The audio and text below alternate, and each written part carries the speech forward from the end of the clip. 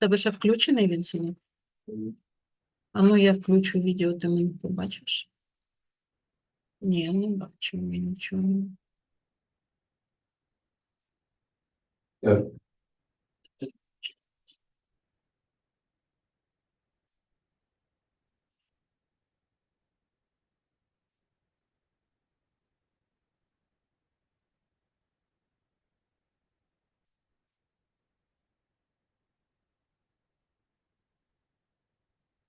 Мать, мене бачив? А, все.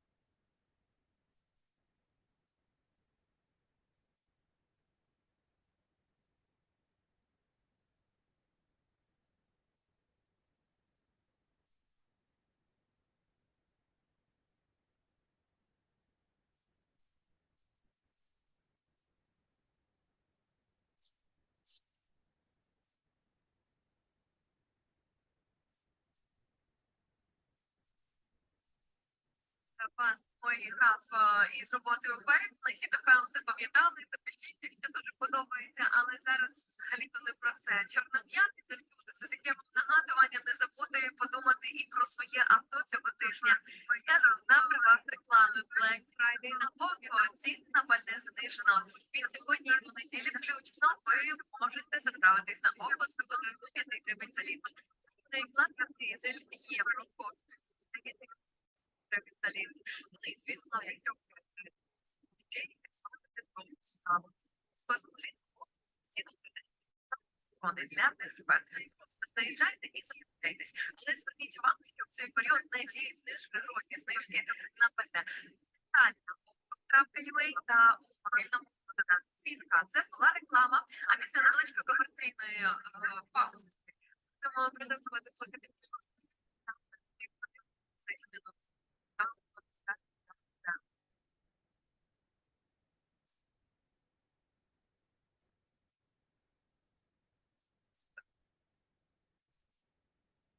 Пари те, що не анонсували, але врешті все сталося. Буде одна платформа, і в нас і мене друг прикладом для знайомої бачу, буде є сміян. Але для що взагалі назвати цей сервіс є шкодником? Насправді це є на платформі діє, це далі про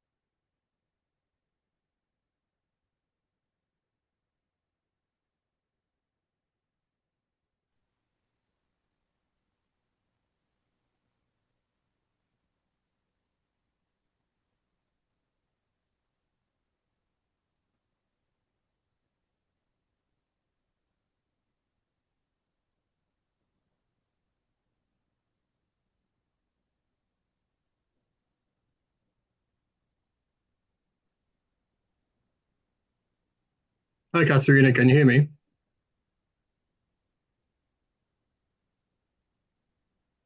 Hi, Edward. Yes, I see you. I hear you. Perfect. Yes, how are you? Wonderful. I'm okay. A little nervous, but okay. How are you? Okay, thank you. Everything is okay. Thanks. Good. Yes. We have, I think yes. I think so, because I see you, I hear you. Yeah. Okay. You can hear it on YouTube. Good.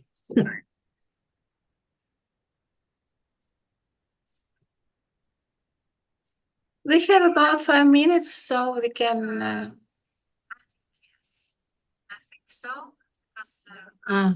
Money doesn't. We have a huge delay in YouTube. That's fine. As long as as long as they can hear me, that's all that really matters.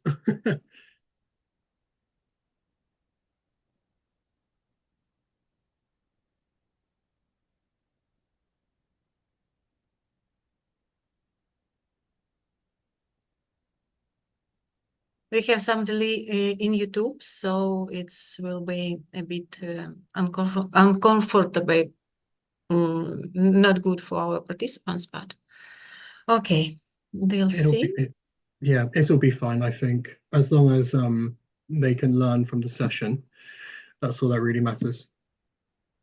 Yes, okay.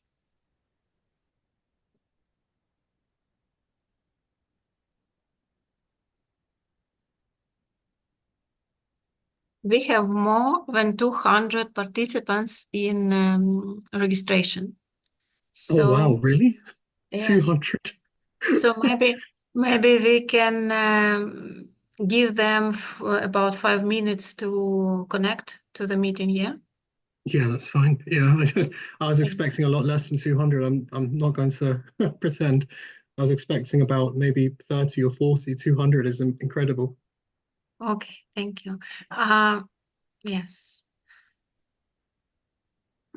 Could be that it will not be 200 in our meeting, but if we will have record of meeting, they can share it. Yeah, Because exactly.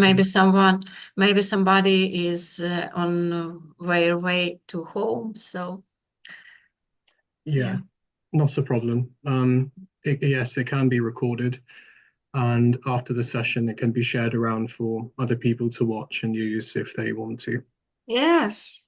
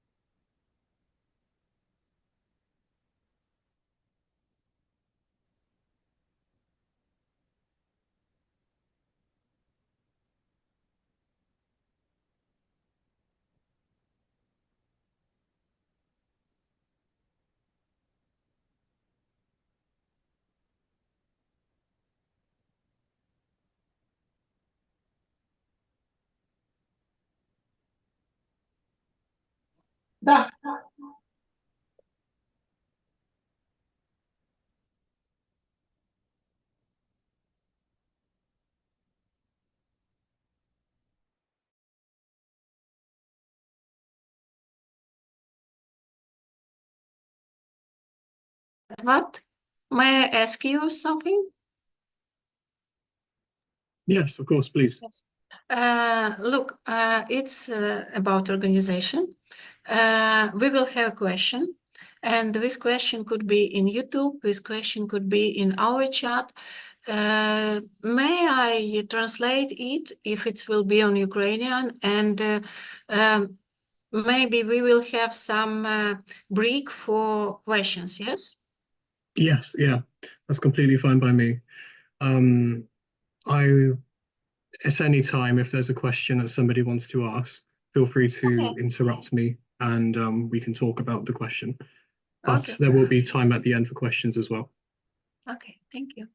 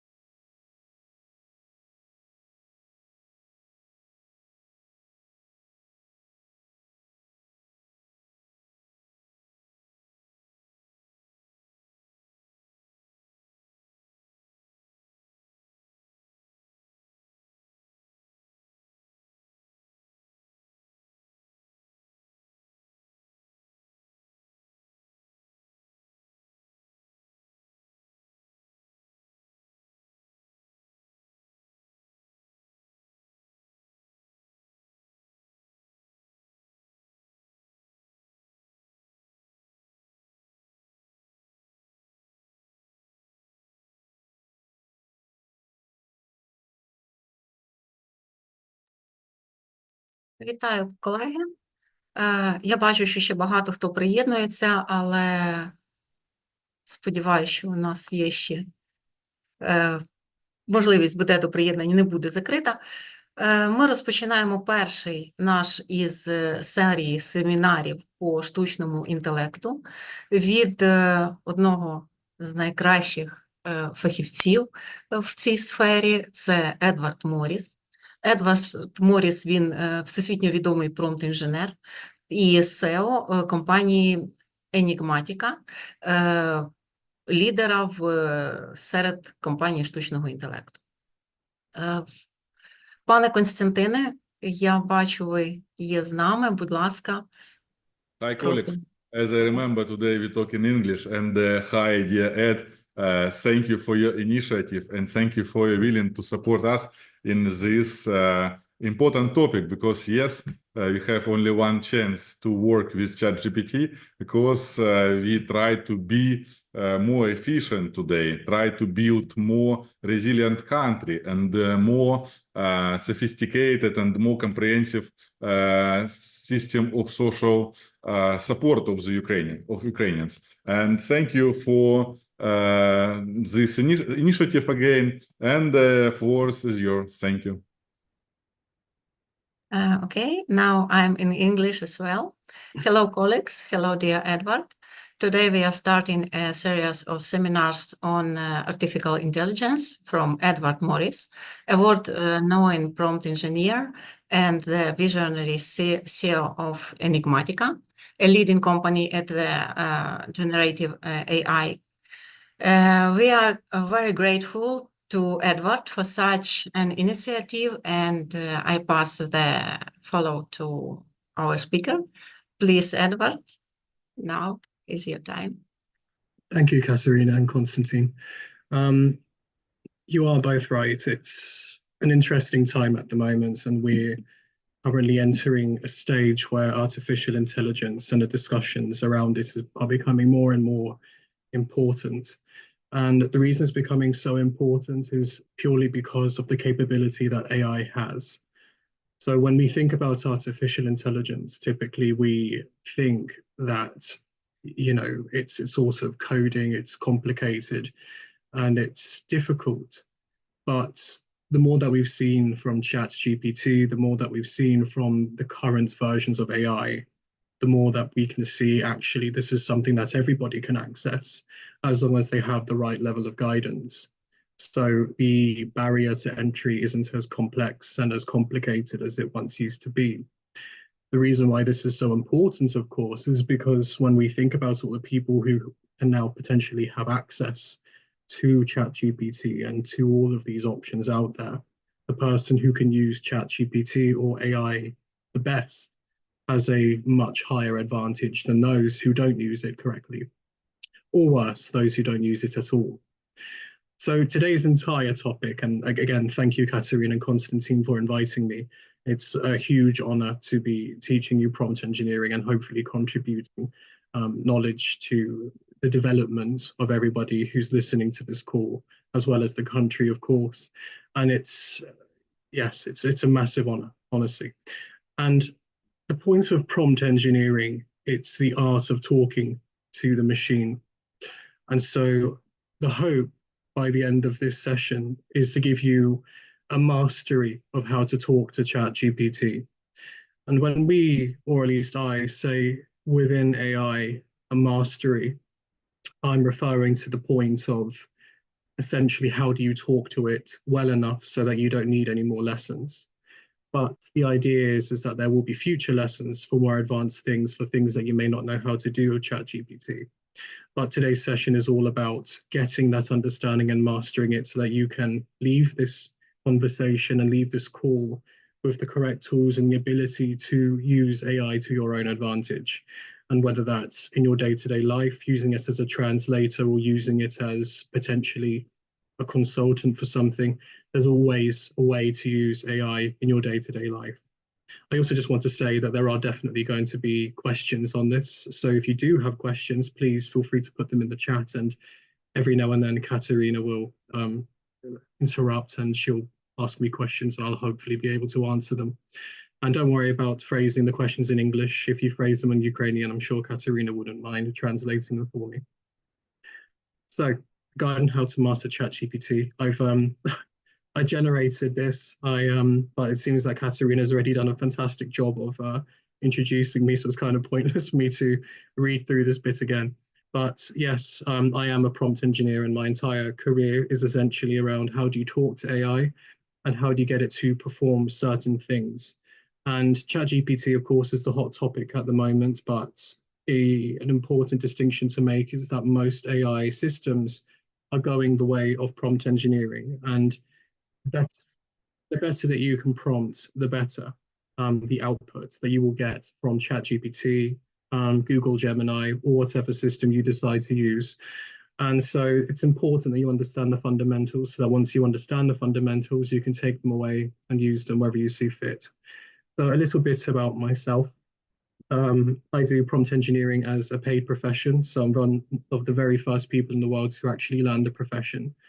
And I have been featured on the front page of magazines, newspapers, and I've made the news because of the things I have done with AI and prompt engineering. I've worked very closely with OpenAI, who are the people behind ChatGPT, and I've also worked with Microsoft and a few other very, very big players. I know that AI is potentially something that's quite daunting and it seems quite massive, and perhaps you might be thinking, this isn't really applicable to me, but I can promise you that by the end of the session, you will find ways to use prompt engineering and AI to your own advantage.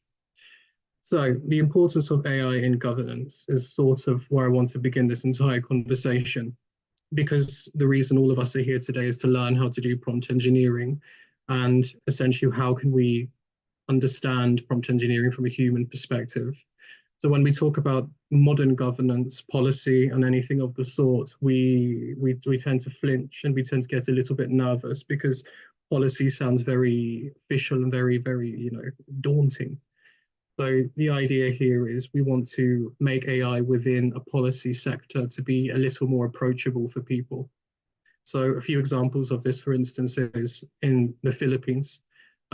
They're looking at making AI solutions for their citizens so that their citizens can ask questions to a database and get answers that are tailored to their own kind of forms and policies and laws and regulations. And what that can mean is that people can talk to an AI and get those answers instead of potentially waiting or potentially reading through a document that they may not understand. And so AI in that sense is very powerful because it's a very, very personal thing. There are applications of ChatGPT in governments as well, of course. So citizen engagement, and I've listed a few here, policy drafting, as well as crisis response. Now, I believe this session is being recorded, and the idea here is instead of me just talking about it, I will be demonstrating this as well. So you can actually see it in action. And that's a quite important thing because I feel like with sessions like this, a lot of people talk, but they don't really show. So I'm here to show you as well. So prompt engineering, an explanation of prompt engineering and the value that it brings. So I currently have a window of ChatGPT open, and this may be very, very familiar to all of you who are on the call, and I assume that if you're watching this, you have a familiarity with ChatGPT. Currently, I'm using the Plus model, but there's no reason why you can't use the free version of what I'm about to teach you. So the Plus model comes with a few things. GPT-4o, which is the current, I would say, most usable model, as well as the O1 preview model, which is supposed to have the intelligence of somebody who has passed a doctorate at a university level, and O1 mini, which is slightly worse, I would say, still at a university level. GPT-4o mini, which is just for general kind of questions, and GPT-4, which is the massive model which nobody really uses anymore. For the demonstration today, I will be using GPT-4o. But if you're watching this and you want to use the super advanced model and you have a premium account of ChatGPT, you can always use O1 Preview, which will give you far more in-depth answers.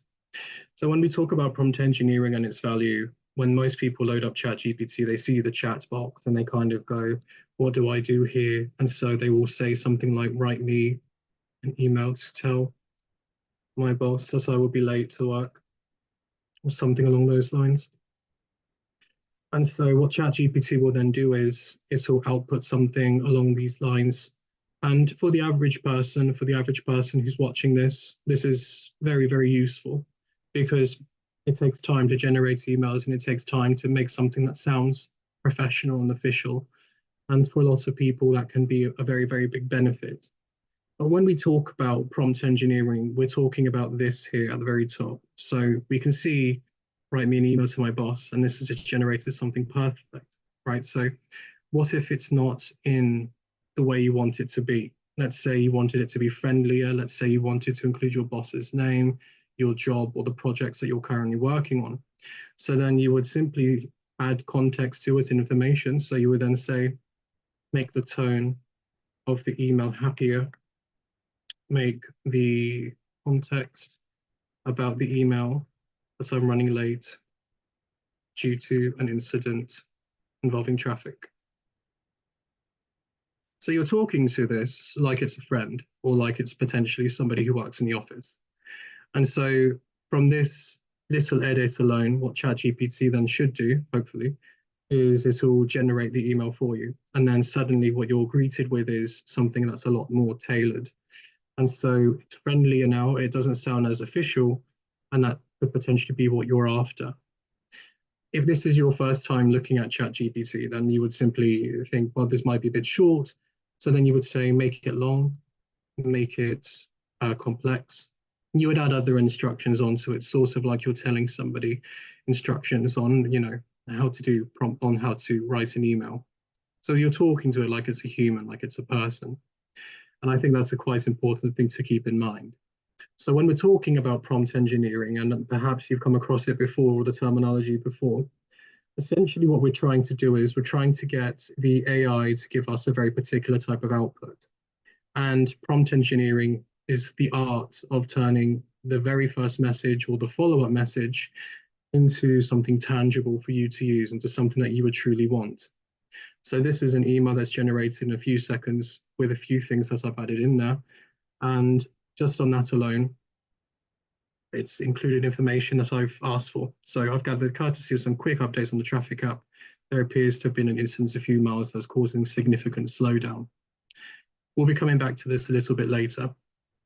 That's prompt engineering in a nutshell. It's the art of how do you talk to the AI to get a specific type of value.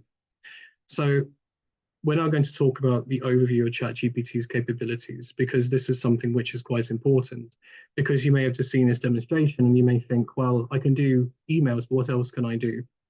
So a little bit later in the session, I'll be talking about press releases, I'll be talking about policy, I'll be talking about things that you may find very, very important, including summaries, including how to communicate, and as well as how to make a prompt act as a profession so that you can have a conversation with it that's meaningful and that you would find beneficial. So I want to highlight some other capabilities. So it can analyze, for instance, spreadsheets and Excel forms and data and give you information around that data. It can perform web searches using the AI. So if you're looking for something, but you don't quite know what that is, you can explain to the AI exactly what you're looking for. You can also have conversations with the AI and discuss things with the AI as if it's a human being. So you're talking to it with your own voice and it will reply to you with its own voice. But that will be for another session at another time, because that's another form of prompt engineering that's somewhat different to what we're doing today. And of course, down here, you can see there are other options too, such as creating an image, which it can do, getting advice for certain things, analyzing images if you do have images that you want to look at with ChatGPT or analyze, as well as, of course, coding, which is a very, very big topic within the AI sphere at the moment. But for today, we'll be talking about generating things that you may find useful in your own department. And of course, if you do have any questions or you want to ask me something personally after this session, feel free to reach out to me on LinkedIn, or you can email me, and my details will be here at the end of the session. You have me today for quite some time. So what's the best way to talk to ChatGPT? And I think a lot of you, if you have looked into using ChatGPT before, will have heard some pretty tired advice. If you're a newbie to ChatGPT, really, there's only 3 things you need to keep in mind. And those 3 things are quite simple. What do you want the AI to do? What's the context behind why it's doing that thing? And what output do you want it in? What format do you want it in? So I've heard this sort of analogy before, and perhaps some of you here have kids, I don't.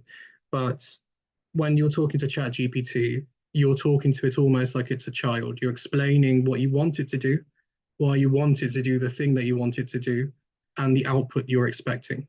So I've got nephews and nieces, and occasionally my mum will ask me if I can ask them to, you know, do some cleaning. And so I'll talk to my nephew and my niece, and I'll say, please pick up the broom, sweep the floor, because the house is looking dirty. And if you do a good job, I'll give you a candy at the end, or a treat of some kind. And essentially, when we're talking to AI, we're doing exactly the same thing. So here's something which I want you to take away from this when you're talking to ChatGPT, because I'm imagining that quite a lot of you will come up against frameworks. And what a framework essentially is a way to talk to the AI, but it's not always useful. So a framework, if you were to imagine it, is like a structure, no? But when you talk to an AI, it's meant to represent a human being.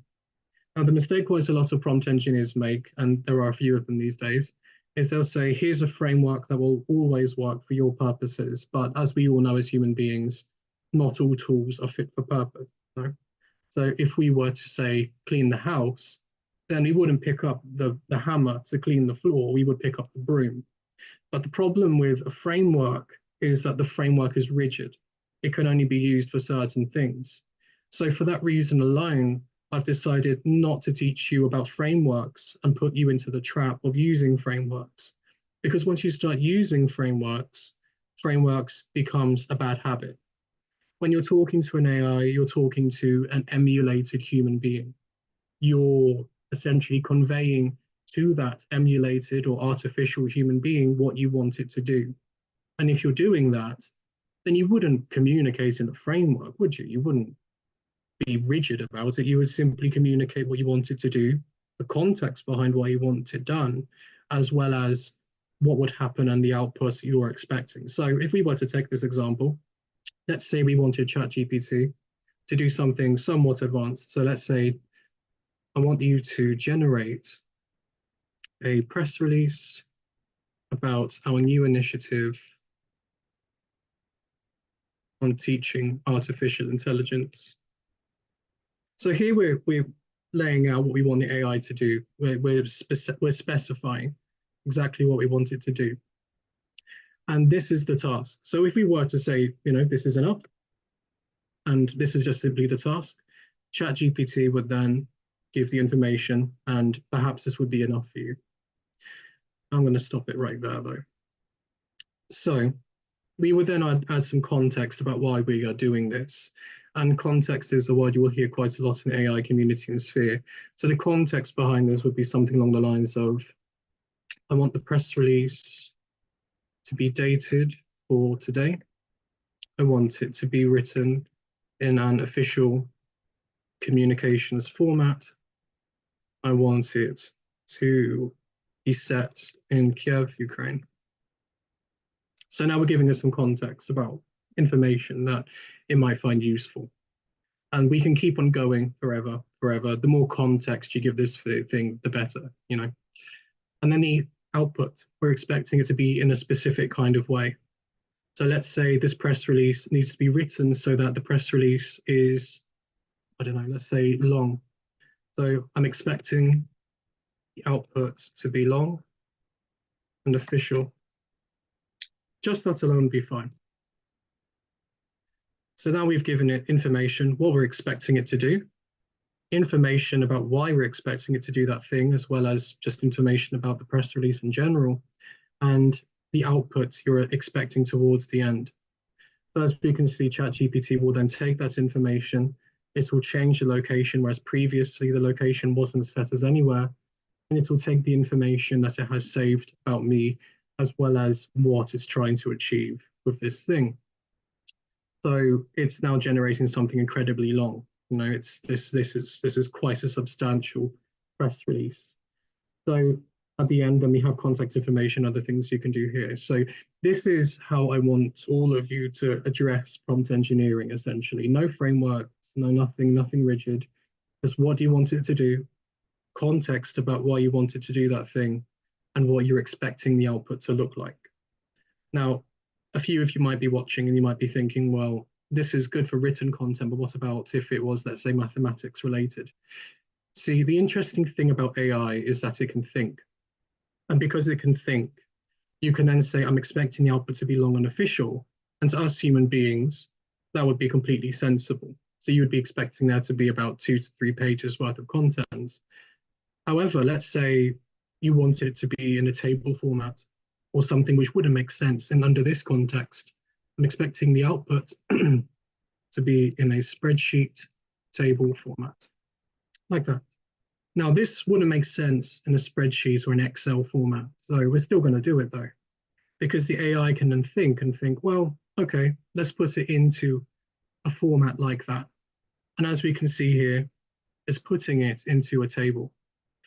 It makes no sense for it to be in a table, of course, but it is doing it because we are now setting those expectations of what we think the output should look like.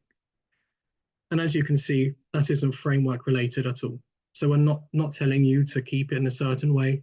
Just what do you want it to do, the context, and what you're expecting the outcome to be.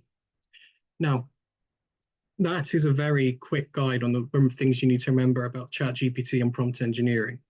It's that kind of thinking and logic that actually got me working as a prompt engineer for the companies that I've mentioned before and setting up my own company. And what a lot of people try to do with AI is they try to overcomplicate it.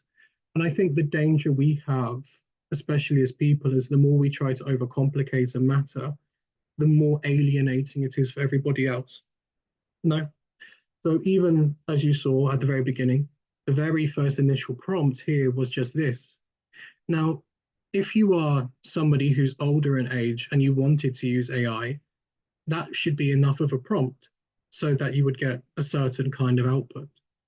So the thing is, this here would be fine for somebody who's elderly. They would read that and think there are a few things here that I would like to change. So if you're elderly, if you're somebody who isn't too confident with AI, you don't have the access to the teachings and the things I'm giving you today, you could simply follow up this first request with more information.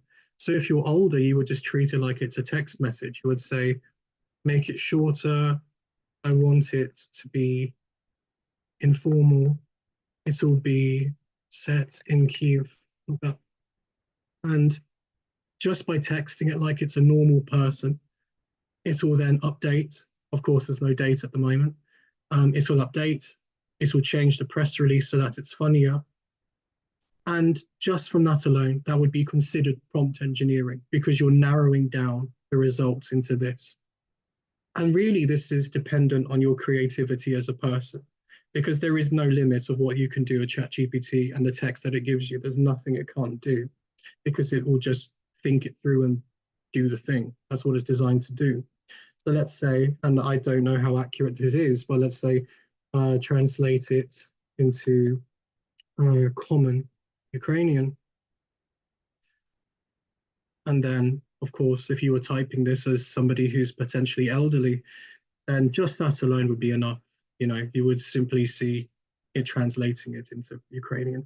Of course, it may not be grammatically correct, but that will be something that I'll cover in the next couple of demonstrations.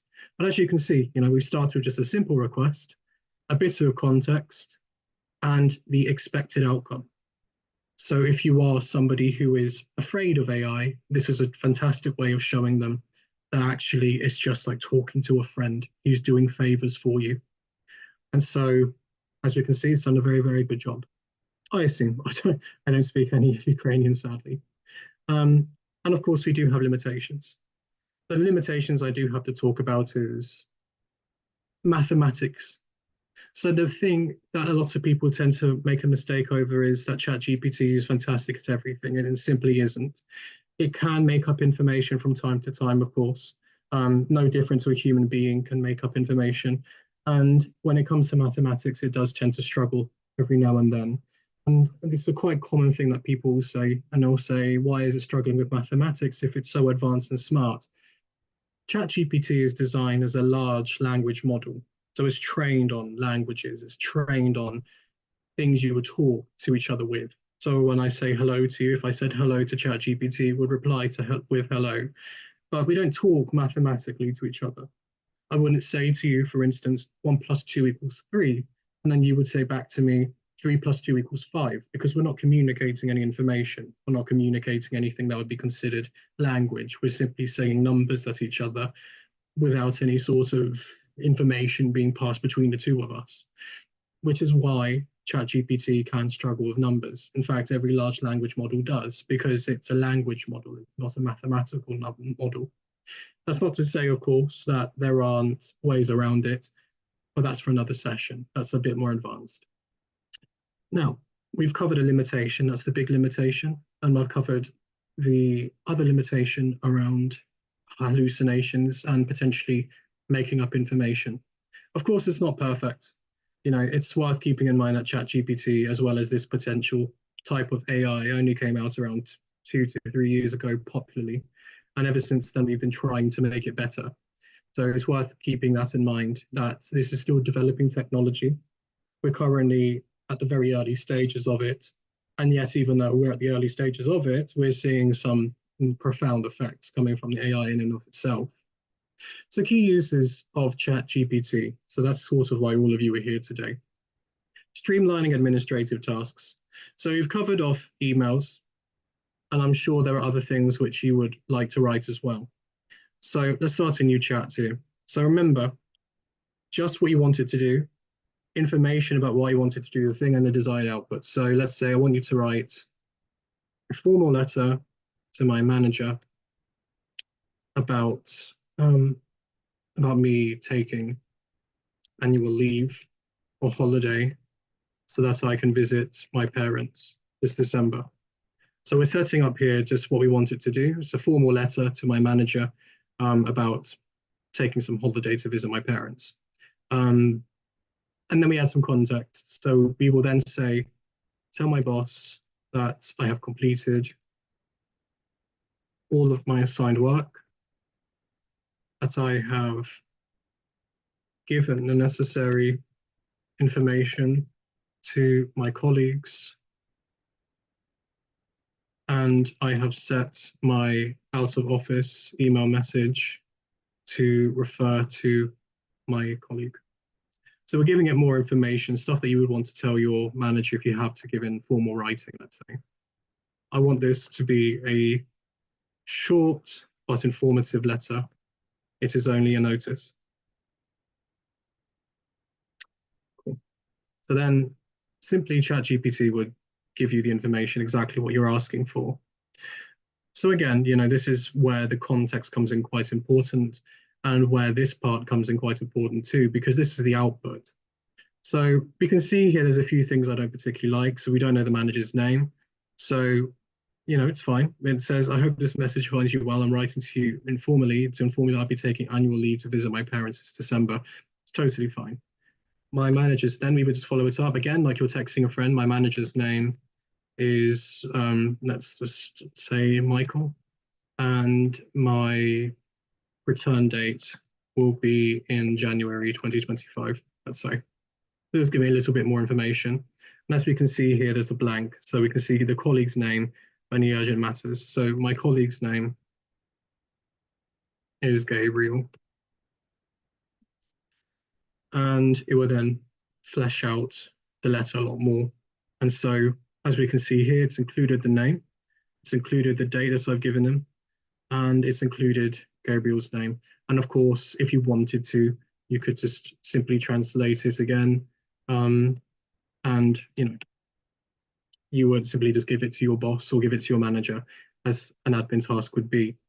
So as we can see, just by doing this, we save quite a lot of time. Now, this is a quite short letter, but as I'm sure some of you are aware, some of you will be writing extremely, extremely long letters.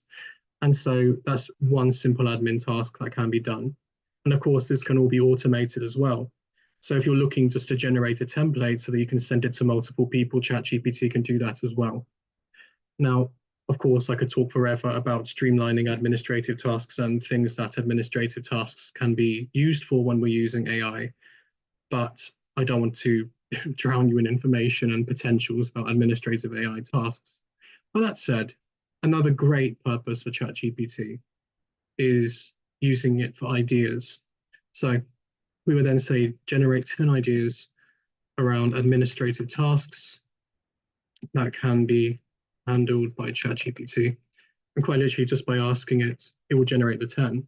So remember, we do want context, and we do want it to think this thing through. I want the ideas to be out of the box and uncommon, things I may not have thought of before. Then the output, I want it as a list, but don't give me a lot of explanation. That's the basics. So then we'll see ChatGPT think essentially for you. And of course, there's things that we can add to this. When we're talking about context, think about your name, think about where you work, think about your role, think about the things that you do, and then you would add it into the context section right here so that it can give you more tailored responses. So we can see there's a few things here. So meeting preparation rehearsals, of course, you can simulate a meeting by making ChatGPT role play as potential people, whether that's a potential client of yours, whether it's a politician, whether it's a doctor, whether it's anyone from a certain profession, ChatGPT can do that for you. And of course, there's also report summaries. So if you do have a spreadsheet, you can attach the spreadsheet here or attach the document, whatever it might be, right here and get a summary of that document, saving you a lot of time. And I believe the limit on size for the document is about 100 megabytes. So you've got quite a lot of room for playing there if you were to use it. And of course, policy summarization, which is one thing we will be covering very, very soon, and other things too. So you can see here that there's a massive long list of ChatGPT related things they can handle. Now, let's say you did want to include your job role, you would just simply say, I work in the legal department, and every now and then in the communications department for the Ministry of Ukraine, let's say. And simply, you would hit send, and because you've given it that little bit of information, it will think it through, hopefully, and it will come up with ideas for you. And so, as you can see, it's come up with a few really good ideas. So drafting public policy, frequently asked questions, which of course can save you quite a lot of time. Crisis response templates, which, sadly is something which does have to be prepared. Monitoring global policy trends, which is something that can be done with ChatGPT Search. So there's quite a lot of things and ideas that you can do and use with ChatGPT and implement if you really wanted to, which will save you quite a lot of time simply thinking things through, ideating, and potentially wasting time. That's the beautiful thing about ChatGPT, because it can do quite a bit of thinking for you. And you can just ask it to generate an infinite amount of ideas, but we're not going to do that in this session. So enhancing public communication and information dissemination. We'll be covering that in a little bit. We've sort of alluded to it. We've sort of mentioned it with the PR stuff and with the press release stuff, but I just want to show you a very quick and simple workflow. And supporting decision-making with data analysis. Again, I'll be showing this to you in the next part because we'll be talking about prompt engineering as a whole. So one thing which I want to start doing now is going through these here. So acting as particular types of professions, which I'm sure some of you have come across. So when we ask ChatGPT to act as a particular kind of thing, what we're doing is we're giving it information about what we're expecting. So the difference between ChatGPT, let's say, giving you information as it is currently versus you telling ChatGPT you are going to act as a doctor, is that ChatGPT, if you didn't tell it to act as anything, would give you very surface level information. If you were to say act as a doctor, you're giving it an expectation and potential type of output. And because you're expecting the output to be of a certain type or of a certain quality, it will then tailor its output because of it. So let me show you. This is quite literally why I have the session open.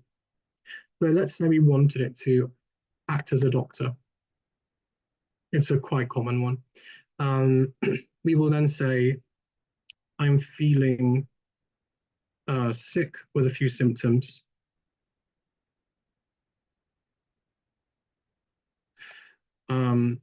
So this is where we're starting. I will tell you my symptoms, and you tell me what I may potentially have. So then we give it the context. So let's say I have a cough, my throat is sore, my eyes won't stop watering, I have a fever of, let's say 40C. And then the desired output, of course, is quite important. So then we would say to it, bullet point what I might potentially have, with the first bullet point being the most likely. So you can see we're trying to get it to act as a particular type of profession. Now, this is a mastery class. This is me teaching you how to use it in a particular type of way so that you can take this information and do it yourselves. But when we get a lot more advanced about personality, we start seeing things such as giving this doctor a name, giving the doctor its profession, where it's studied, things where it has a specialist interest, for instance. And so we can go very, very deep with the context about this particular doctor. We can go even deeper with the symptoms, for instance. We can start talking about, your childhood sicknesses, things you've had for a long time, such as asthma, such as migraines, these kinds of symptoms that you've had for a very long time. And we can go deep and deep within the context. This is just something quite simple so that you guys get accustomed to essentially what it is. So then we would simply give it in. We let ChatGPT load up potential causes, and we can see here that it's giving us potential diagnoses.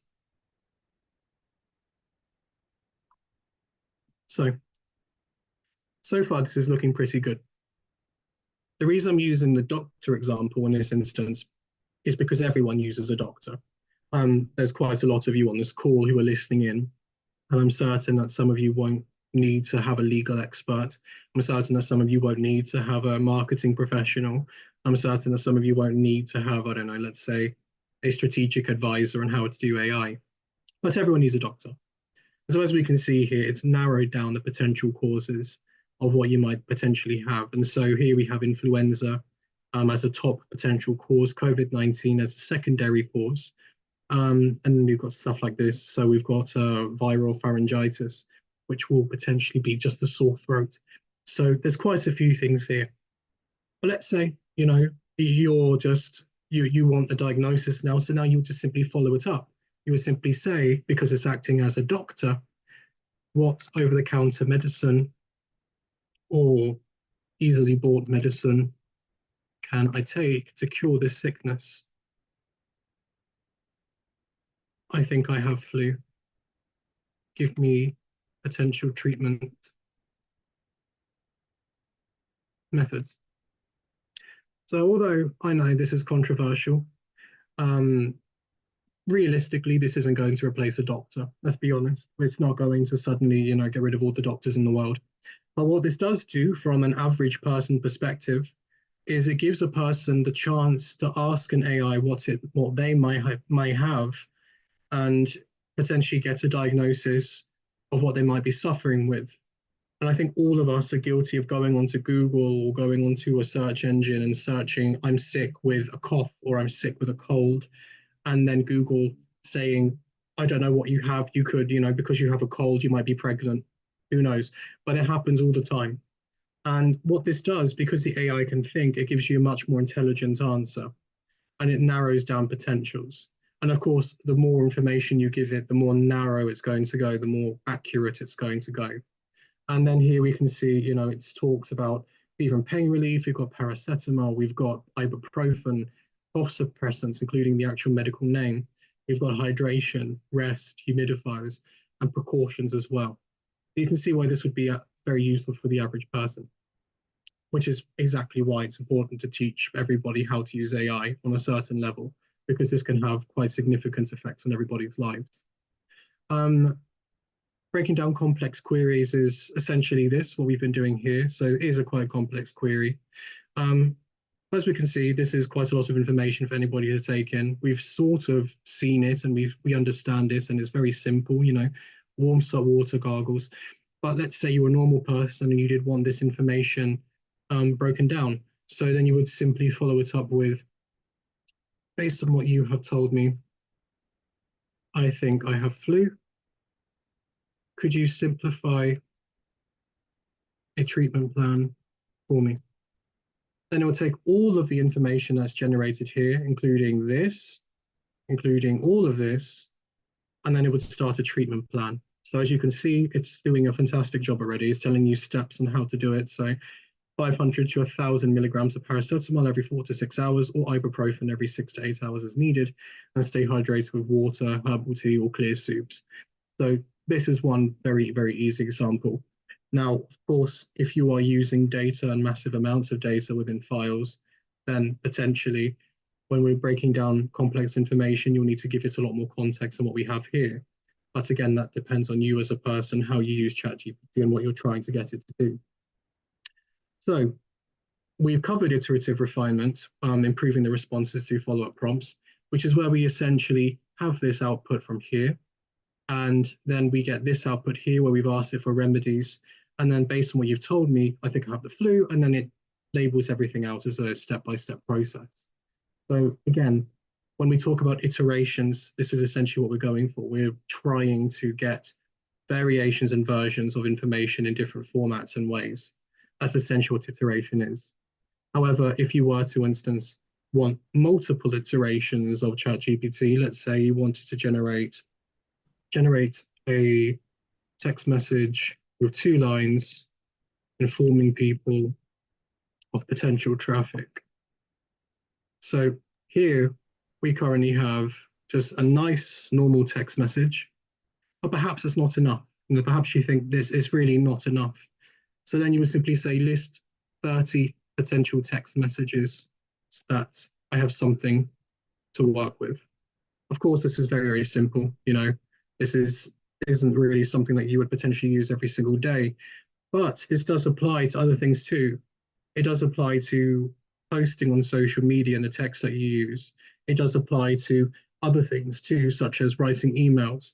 It does apply to press releases. It applies to certain things along those lines, which is why when we're listing 30 potential text messages, we could quite easily replace the word text messages with press releases, with essays, with reports.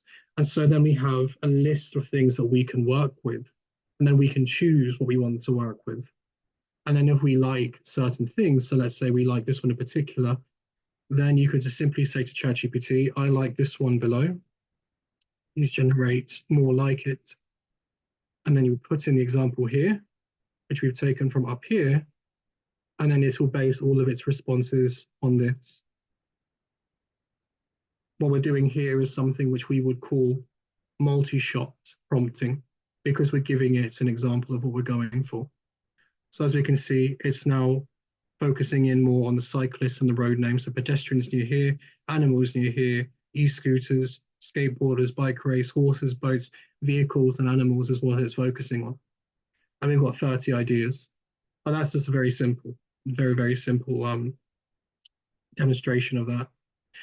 So the big one here, which I'm sure that a lot of you will find very, very useful, is drafting legislative summaries. So this one is a bit advanced, but I just want to show you a capability. So let's say we do have a legislation that you want to summarize. Let's say it's from England, Ukraine. Let's say it's from anywhere, and you want to just get a summary of what it does and what it is. So let's generate a policy. Let's make a policy right here, right now. So let's say the policy is this. Let's say generate a policy. Well, actually, we're going to use act as a policy writer. So now we know what it's expecting. The policy is around teaching AI for an hour a month to upskill the local public population. The policy should be written without any gaps or ambiguity. So we're just going to use that as an example. And we can see an entire policy being made right here and right now. And this is a template, of course. So the policy that's being made is pretty much what we specified, that we'll be teaching an AI for an hour a month to the local public population so that they're upskilled in how to use AI. And we've got the policy numbers, the effective dates, the review dates, policy owners, etc., etc., etc. And so now it's generating all this stuff. You know, it's going through the statements. It's got blanks for you to fill in. This is a pretty decent template if you're looking to create policy. And of course, there will be gaps and there will be things that you'll need to edit. But the important thing to keep in mind here is that this is simply a template for you to work with and save time. Because if you had to type all of this out as a policy, this would take you potentially hours, you know. So we're just going to use this for a demonstration. I'm not actually going to, you know, enact or anything of the sort.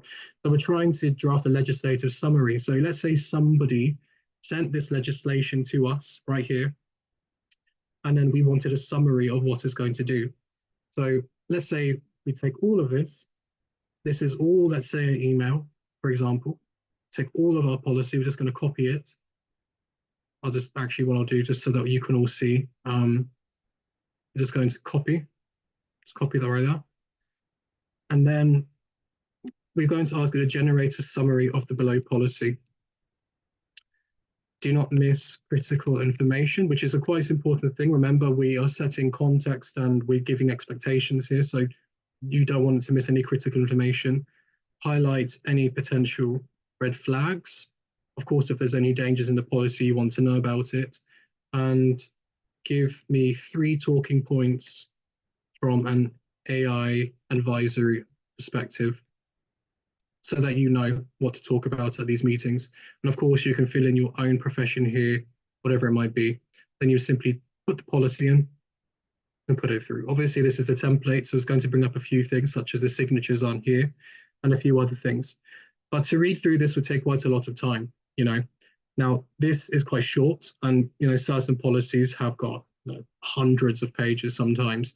And if you're going through law and legal related issues and other things which are pages upon pages long, you and I both know that that can take quite a lot of time.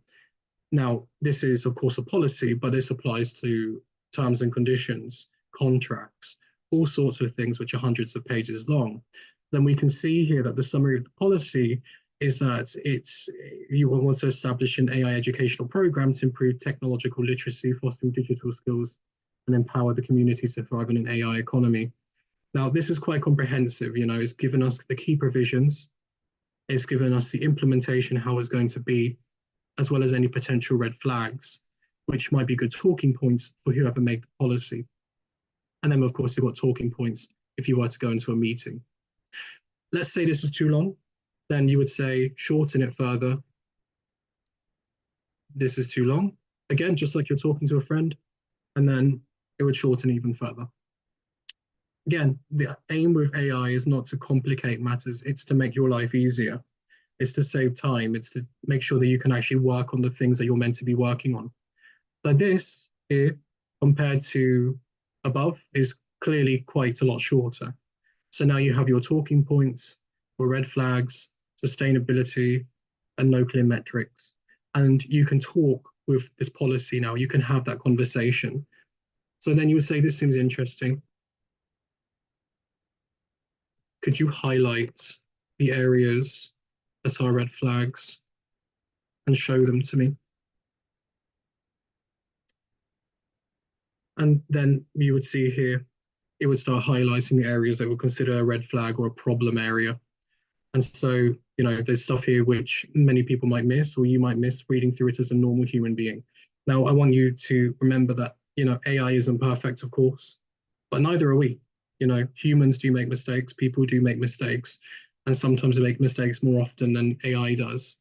And so you can see that the red flags have been highlighted in specificity so that you can raise it with the policymaker.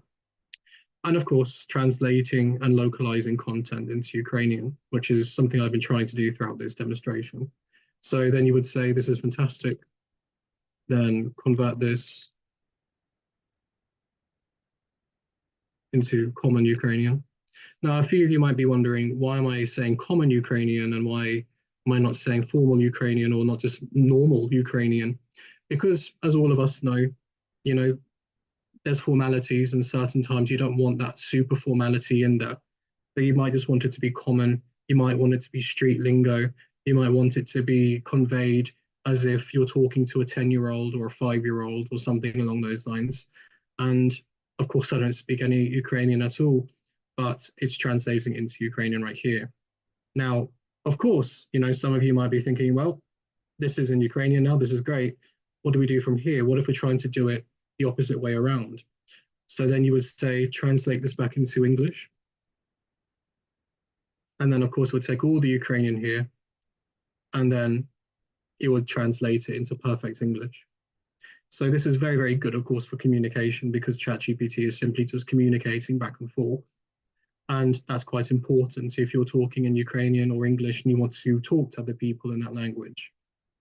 So crisis communication templates, again, this is obviously a quite touchy topic, and I won't go too deep into it given the circumstances of what's going on, but you can use ChatGPT to do that as well. So I want you to generate 10 templates around crisis communication. Leave blanks for me to fill in. Again, very, very simple. And what you would do from this point on is you would follow it up with a bit more information. So you can do one of two things. You can either put in your very first prompt, or you can read through this and think, this is a bit long, this is a bit, it's not formal enough, it's not urgent enough, there's a few things that need to change, there's a few things that I like and love. And then you would simply say, I want this to be a lot more formal as it's coming from the government. Keep it short and blunt. And again, we'll have far, far, far more concise information and conveyance. And so we have all of these templates that we can use. So the government recognizes the impact is, sorry, I've lost the point. The government confirms that the recent reports regarding specific issue are inaccurate. Official updates will be provided exclusively through specific channel. So this saves quite a lot of time. And of course, you can then tailor it as well. So the crisis communication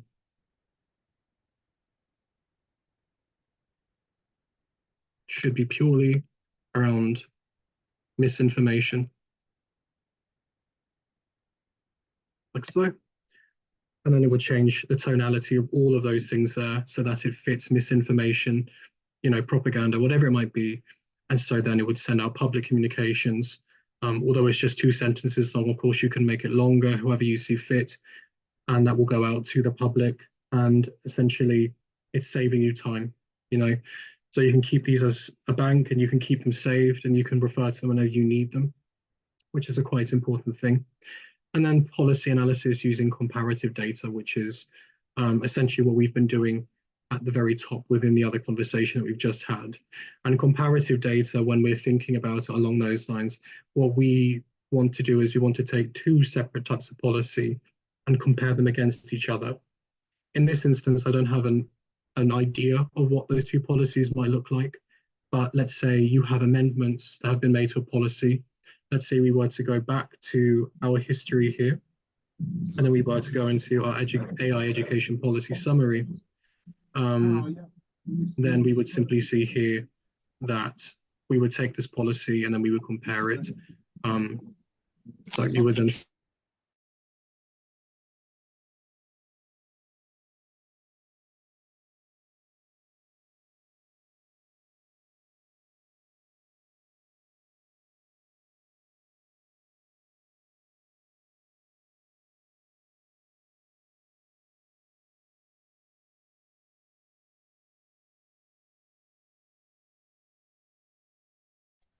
You switched off your audio.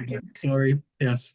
So as we can see here, we can see that the policy is being compared to other existing policies.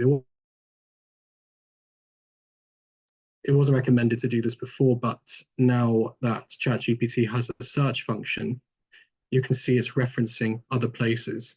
In this case, we're comparing the policy for AI to policy that has been made within the UK, so AI into education, with a link to the official UK government website of generative AI in education. So these days, when you're doing something which is a bit more factually based, typically there will be something which will be referred to by the AI in terms of comparative measures. So these are just a few things. We've come to the end of the session. And I'm hoping what you've taken away from this is how simple prompt engineering and using ChatGPT is to get into. And the thing to keep in mind is always simply, what do you want the AI to do? The context around why you wanted to do that particular thing, as well as the output that you're expecting. And you can get this as complex or as simple as you want it to be, and you will always have some form of output to work with. And if you don't like the output, talk to it like it's a friend, make the edits, and have fun with it, explore it. And the more you explore, the more you use it, the better the outputs and the more knowledge that you'll gain. And that is essentially your masterclass into how to use ChatGPT and prompt engineering. Hopefully there'll be more sessions along the line. There's a few things that we haven't covered. I'm hoping that some of you weren't expecting it today. One of the big main ones, of course, is the advanced voice mode, which you can use to talk with and have conversations with. And of course, another big one, which we haven't covered today, but I'm sure we'll try to cover at some other points, is making agents or custom GPTs, which at some point we will also cover, I hope.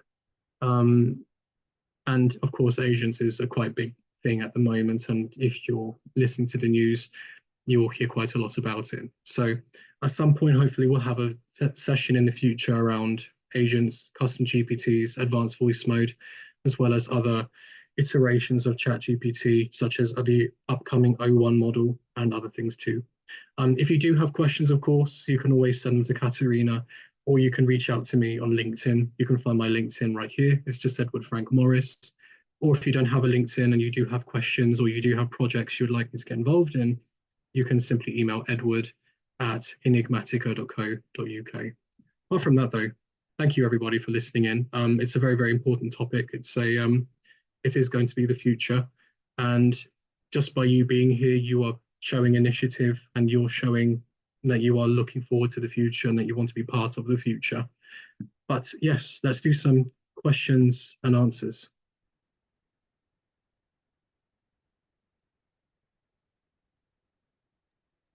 Yeah, Edward, we have some question in our chat. Perfect. Okay. Yes. I will read these questions. Yeah. So the first, I think, the first one, it's will be. What would you say about the risks associated with the use of ChatGPT for people's life and health, for the reduction of people's general intelligence? It's a quite important topic. There is no right or wrong answer to this question, sadly. The thing which we have to keep in mind with anything that's AI related is that AI is meant to be here as a tool. You know, it's meant to be used as something, not as a replacement. I think a lot of people look at AI in a few different ways. And the one dangerous way to look at AI is from the perspective of somebody who's using it to replace their knowledge or potentially to lie about knowledge that they have. So I am going to answer your question, but I'm also going to answer it in a way that might provoke a bit more thought. And the one thing which people have definitely been using it for is using it to replace their own knowledge with knowledge that they just simply don't have. So what you'll see on places like LinkedIn, on Facebook, on X, on social media, are people who pretend that they have knowledge that they just simply don't have. So they'll pretend that they're a politician and have political knowledge, or they'll pretend that they're a doctor, or they'll pretend that they are a social media influencer, whatever it might be. But the reality is that they're generating that information with ChatGPT and then posting it as if it's their own knowledge. But in reality, it isn't. I think there is a danger there for people who do use this in that potential and that particular kind of way. But there's other dangers around that kind of area which are far lighter than the risk of not using it. Because if you think about ChatGPT as it is, as an intelligent form, ChatGPT at its most advanced currently has the education level of somebody who has a PhD, you know. So if you were to say, what would you rather have? Would you rather have somebody who can do the work of somebody who has a PhD, or would you rather not use it at all and depend on your own knowledge? Well, the person who decides to pick the PhD option is at a massive advantage compared to the person who doesn't pick the PhD option. So the problem that we have is the people who misuse that PhD option and replace their own knowledge or potentially use it for malicious purposes far, far, far outweigh the people who don't use it. And that's the real danger here. Because the people who don't use it and the ones who try to abandon to push it to the side, it may be fine for a while, but as this type of technology develops further and further and further, the more adoption has to play a part in that as well, which is partially why I'm here today to hopefully teach and get some of you using AI as well and exploring it and seeing the potential that it has. But it's definitely a question that we're going to have to answer probably in a few years from now. I don't want to like talk a bit too much because you know that I can honestly talk about this in an entirely different session. But an example of AI being used in this particular kind of way is wearable AI, right? So you have AI these days that can go into your glasses. Now, a person who simply touches the side of their glasses and gets an AI summary of whatever they're looking at and has the intelligence of PhD level intelligence augmented onto their body is somebody who has access to features that you simply don't. But that's the current day, you know. In 3 to 5 years from now, we'll have far more advanced technology that can do far more advanced AI-related things that will be constantly whispering in your ear, that will be constantly informing you, that will be constantly analyzing and giving you information about things that you didn't even know you needed information on. And once we reach that critical point, which it is, then we're going to have real significant problems. So that's currently my stance. That's currently why I'm quite passionate about teaching AI and upskilling people in AI so that doesn't happen to you specifically and to the people who attend the session so that you can adapt yourselves now rather than adapting yourselves in the future. Okay, thank you. Next question is, what is the difference between ChatGPT and our AI platform, like Bing or something or other?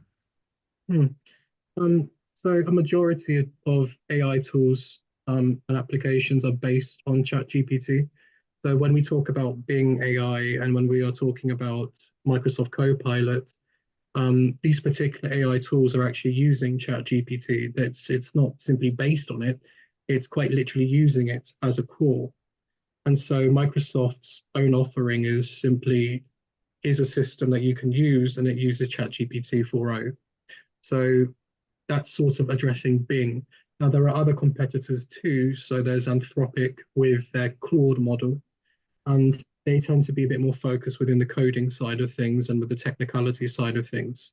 With something like Google Gemini, especially with their 1.5 model, typically that's meant for the average normal person. So that will be for a majority of people, and that's going to be their introduction into AI and what it's capable of. And if you have an Android phone, you'll have access to Google AI and other things too. So Apple is another example of this. Apple have recently released their own AI, but that as well is using ChatGPT as a core, is using API calls to ChatGPT. So it's sensible to look at ChatGPT and use it just simply because it's what's being used the most by these companies. And although there are differences between the models, they all essentially serve the same purpose, which is give information and output information in a very particular kind of way. Now, of course, if you're looking to get into data and AI, that does become a lot more complex. But from the average user, essentially ChatGPT is still reigning king and the very, very top of the list and ladder. And there are offline versions too, but that's getting very, very technical now. But yes, that's essentially what the difference is. Okay, if I can say it, yes, we can announce another seminar, yes, about Copilot and about much more deeper about GPT, yes, and what we will have much more seminars. Yes. Can ChatGPT draw specific diagrams and flow charts, generate presentation or documents or speed sheets? Yes, yeah. So I'll very, very quickly do it while I'm still sharing my screen. we can't cover it all today, of course. It would simply be impossible to cover it all today, but there is definitely ways to do it. So if you were to say to ChatGPT right now, generate a diagram of population of England, you would, well, you're just generating an image at the moment, but let me think this one through. You would simply go to a custom GPT. Hopefully that will stop because that's not going to be correct. You would go to here and then you would simply find something that will generate graphs. So GPTs are specifically designed for these kinds of purposes. They still use ChatGPT as a core, but if you're looking to create graphs, if you're looking to create things like that, there's an entire list of things that you could use. So if you were looking to make PowerPoint slides, for instance, you simply type in PowerPoint, you can see presentation and slides GPT. And so then you could start the custom GPT, and then you would give it, I want a presentation on prompt engineering. And then it would start, just on that alone, giving you an outline of the presentation, what it would look like. Now, in terms of actually importing that into PowerPoint or something along those lines, that's a bit more complex, but again, we can cover that in another session. In terms of graphs and all the rest, exactly the same. It depends on how complex you want to get with the graphs. If you wanted to, let's say, I don't know, use a graph to give you information around a particular kind of thing. I don't have any test data on me at the moment to show you, but we can cover this in another session about data analytics and other things. Then you could simply drag the Excel sheet into here and ask for a graph and you would get it. And yeah, there are ways to do it. In terms of speech and in terms of all the rest, it depends on what type of speech we're talking about. If we're talking about just a written speech, of course, you can get that done because it's a written piece of content. Alternatively, if you wanted it to speak, again, we'll cover that with advanced voice mode once we get to the advanced voice mode part. But there are ways, essentially, is what I'm trying to say. Okay, thank you. What AI analog can be used with the focus of scope data analysis or math functions, something like this? It's not my question. Cool. So you can still use a normal standard version of ChatGPT for this. Now, this is, again, probably going to be covered in another session because what we're trying to do involving data is, as long as the data is clean, then you can use ChatGPT to pick apart that data, right? So you would simply attach the data here, and then you would run through the data and get an output of what you're looking for specifically. The only caveat and the only catch to this is that if you're trying to do that, the data you have to give to ChatGPT has to be a few things. One, it has to be clean data, so the headings have to be correct and laid out in a particular kind of way. And two, if you're trying to get it to give you a summary of what's within that spreadsheet, you have to make sure that you're referencing the right areas and the right columns. This is where prompt engineering is actually quite important because you need the prompts to read correctly. But we will cover that in another session because that is something that is actually possible. Okay, thank you. How can ChatGPT help with references review? References for me. Good question. So this is where the search function will come in quite useful. So let's say you're writing a paper, writing an essay. No, let's say a news article about the advancements of ChatGPT in the past 3 months. Give me 10 relevant sources. It might not give 10, but so I can include as well as ideas. And just by doing that, by using the search function, it will comb through the web and it will find things for you to talk about. Yeah, so as you can see here, there's things it's referencing. So Business Insider, Cinco Dias, and a few other things such as the Financial Times as well. So if you were to write an essay, you could refer to these particular kinds of things. And of course, you can then say, well, I don't really want to reference Wikipedia or anything like that. And then you can just simply ask for more sources. Give me more academic sources. And then it'll take all of that information into account. And then we will see it come through here. Oh, okay, well. still Financial Times, but then we have Arxiv as well, which some of you might be familiar with, which is where we keep the academic papers. But yes, there are certainly ways of finding sources with ChatGPT, as long as you're using the search function. That's all that really matters. Because then if you're using the search function, then it will give you the source and where it's coming from. Okay. Should we use Markdown in writing prompt for ChatGPT? Yes, you definitely can. So a lot of my prompts are written in Markdown. I've been writing Markdown prompts since, I think, February.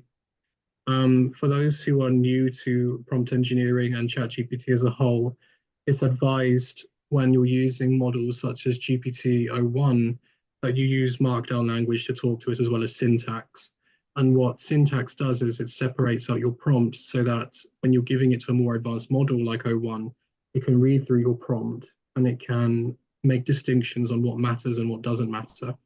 So you can certainly use Markdown, you can use syntax, and you can use other variables as well.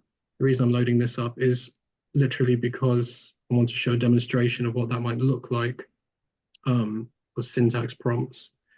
There's quite a few here. You have to excuse my messiness, but yes, you certainly can. So if we were to take like this one, so Dracula GPT is a full-scale personality, you would see the difference in the style that I've prompted it in.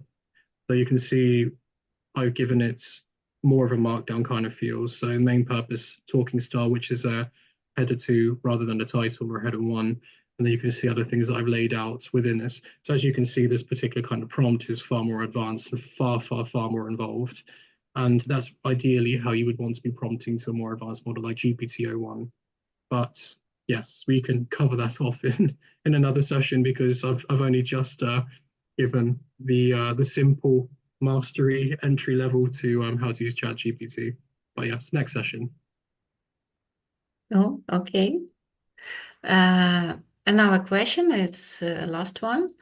I have used ChatGPT to validate documents from findings. How is it possible that every time the answers number of findings, type of knowledges, and content are different? I have tried to modify the randomizers of GPT by settings the seeding value of on 2 sessions the same, but I have not yet managed to obtain same result with same input and prompt. How many parameters are at our hand to be customized in order to obtain better and more consistent hallucination-free answers? That's a quite complex question. Hallucination-free answers, just to be blunt and forward, isn't possible. You can't make it hallucination-free. So the computer science answer to this is because that the large language model in itself is acting like a human being. So because it's acting like a human being, it's going to have its own thoughts and individual sort of ideas around what the output should look like. So I don't know who asked the question, but they seem to be quite advanced when it comes to using ChatGPT. But the honest answer for this one is getting the same results consistently. The only way that I would say is by essentially using a multi-shot method and using a quite large amount of data to show that the AI is supposed to be outputting the data in a particular kind of way or format. And if you're going to be using it for that, then again, I assume you're quite advanced in the AI field, that the token consumption of doing that is considerable. So really, if you're going to be using multi-shot, I would say consider giving it 5 examples of what you're expecting the output to be. I don't know what you're trying to generate with ChatGPT. And then add some hard restrictions in there within the prompt itself about what it's supposed to be doing. Add some negatives in there. Again, you can't get it to generate the same thing over and over and over again. That would just simply not be possible. Unless, of course, you were to turn the temperature all the way down and then turn the variable all the way down so it's not really imagining anything at all. But then you sort of have the problem of the AI not really being used to its full potential, which would then just beg the question of, is there a point of using the AI in the first place if it's going to generate the same thing over and over again? And potentially the answer to that is no. But my honest advice would be to consider use multi-shot prompting, consider lowering the temperature down further so that it doesn't make funnier assumptions and it writes in a particular kind of formulaic way. But yes, that would be my advice, honestly. Again, that's quite advanced. I don't think I could talk about that entirely in this session. And it sounds like that would be more of a one-on-one kind of thing than we're going to cover API, temperature, token cost, and multi-shot and tree of lifestyle prompting. Yeah, it's hopefully going to be in another session, hopefully. Okay, that's it. We have no questions anymore. And yes, it's very interesting. It's our future, and we can afraid about AI with technology, and we can like this technology, but we will live with this in any case. So it's we are very grateful for you, Edward, and we hope for next meeting and for next seminars. It was very interesting and very nice. Thanks a lot. Thank you for having me. It's been a pleasure and an honor, honestly. And again, if anybody wants to reach out and ask any other questions, you have my details. Okay. Thank you, everybody. Yes, maybe any question in voice, colleagues, please. No, thanks a lot. Thank you. Thank you very much, Edward. Thank you. Very useful. Thank you very Yes. much. Thanks. Have a good evening. You too. Have a quiet evening for everyone. Yeah. Yes. Bye. Bye-bye.